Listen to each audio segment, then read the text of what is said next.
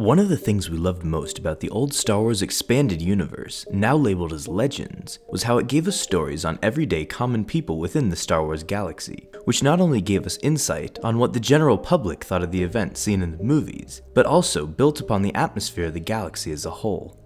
One really interesting story is how the Jedi were actually sued by a mother for kidnapping her baby.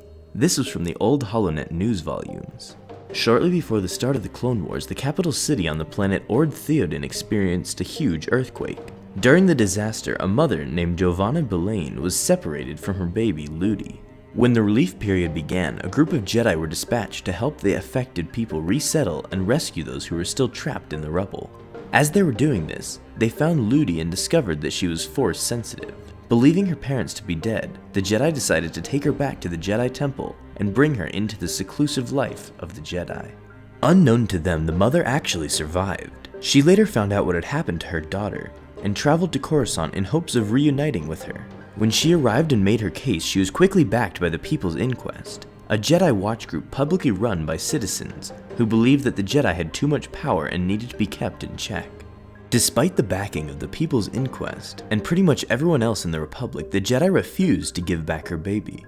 They argued that because they had begun teaching her the ways to connect with the Force, she was too dangerous to give back to the mother, and that she needed to stay within the Jedi Temple for both her safety and her mother's. This announcement unsurprisingly caused an uproar among the supporters of Jonava's case. Protests sprung up across Coruscant, with students attending the University of Coruscant creating holographic posters with baby Ludi and the caption, "I'd rather be with mom than Mace" on them. Coruscant's media took advantage of this controversial story and began to interview citizens on what they thought of the case, giving us a rare look of what the common folk thought of the Jedi. Many sided with the mother, not understanding what the big deal was and confused on how the baby could be labeled as dangerous. Others, however, trusted the Jedi's decision, believing that they were bound by their rules and had to carry them out despite the public's reaction. Some expressed other concerns, stating that they believed that this whole custody case was being abused by those pushing their personal agendas, and that the mother was being used as a political tool. And some just expressed anger that this custody case was distracting people over the fact that the Republic was still falling apart and about to go into full-blown civil war. As this case went on, people began to form a negative view on the Jedi, viewing them as heartless people and even calling them a cult.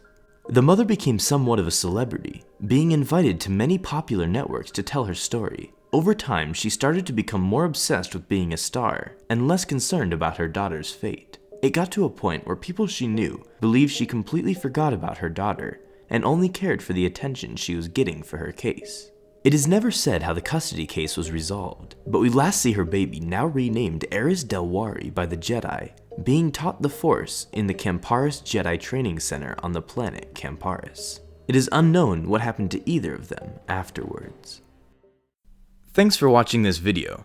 Be sure to subscribe for more videos like this one. And as always, may the Force be with you.